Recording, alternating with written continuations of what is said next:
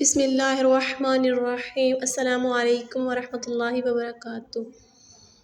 حدیث پاک کا متن۔ عن انس رضی اللہ تعالی عنہ قال قال رسول اللہ صلی اللہ تعالی علیہ وآلہ وسلم نیت المؤمنین خیر من عملی ونیت المنافق شر من عملی۔ مومن کی نیت اس کے عمل سے بہتر ہے اور منافق کی نیت اس کے عمل سے بدتر ہے۔ حدیث پاک کا مفہوم۔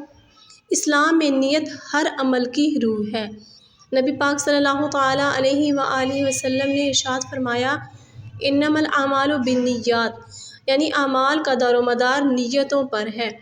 اس حدیث میں نبی پاک صلی اللہ تعالیٰ علیہ وآلہ وسلم نے واضح فرمایا کہ مومن کے دل میں جو اخلاص، سچائی اور نیکی کا جذبہ ہے وہ اکثر اس کے عمل سے بھی زیادہ قیمتی ہوتا ہے۔ کیونکہ نیت دل کی کیفیت ہے اور دل کا حال صرف اللہ پاک جانتا ہے۔ نیت عمل سے بہتر کیوں ہے؟ ایک مومن کبھی بھی نیک عمل کرنے کا ارادہ کرتا ہے مگر کسی مجبوری، بیماری یا حالات کی وجہ سے وہ عمل نہیں کر پاتا، لیکن چونکہ اس نے سچی نیت کی تھی اللہ عز و جل اسے پورے عمل کا اجر عطا فرما دیتا ہے۔ جس نے کسی نیک کام کا ارادہ کیا مگر نہ کر سکا اس کے لیے ایک اچھی نیکی لکھ دی جاتی ہے۔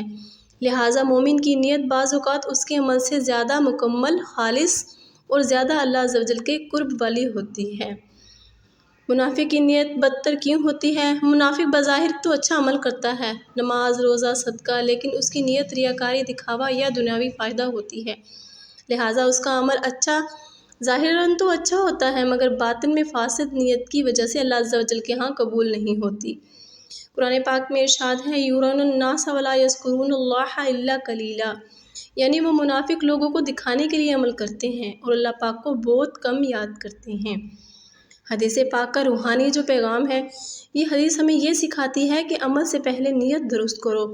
اگر نیت اللہ کی رضا کے لیے ہوگی تو جھوٹا عمل بھی عظیم عبادت بن جائے گا، اور اگر نیت ریا یا دنیاوی کام کے لیے ہوگی تو بڑے سے بڑا عمل بھی بیکار ہو جائے گا۔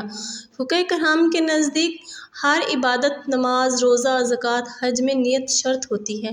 صوفیہ کرام نے فرمایا نیت ایمان کی بنیاد ہے اور اخلاص نیت کا نور ہے۔ امام غزالی رحمۃ اللہ علیہ اس بارے میں ارشاد فرماتے ہیں نیت دل کی ایسی کیفیت ہے جو بندے کو اللہ پاک سے جوڑتی ہے۔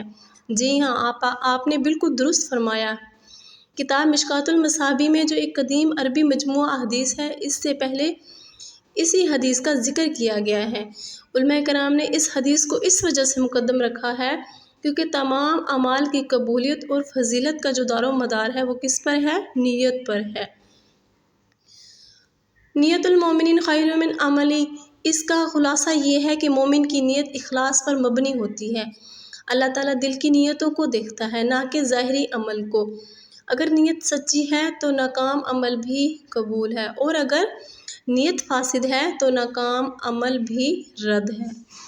ہر کام سے پہلے دل میں یہ نیت کرو یا اللہ پاک یہ عمل میں تیری رضا کے لیے کر رہی ہوں، تب چاہے عمل چھوٹا ہو، مسکراہٹ یا کسی کی مدد کرنا یا نیکی کا ارادہ کرنا، اللہ پاک اس پر اجر عطا فرمائے گا۔